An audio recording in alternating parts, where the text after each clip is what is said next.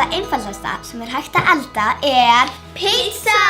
Og við ætlum núna að sýna ykkur hvernig þið getið búið til sjúklega góða pítsu. Fyrsta sem við gerum að rúlla deiginn í sundur.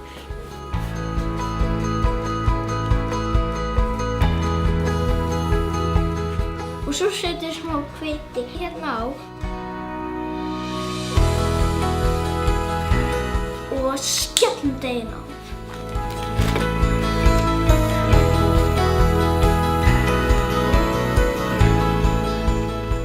Svo setjum við pítsasósuna á deigið.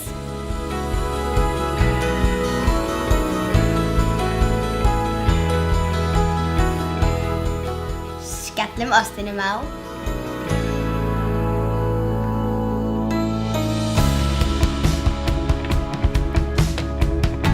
Og röðum síðan pepperoni yfir.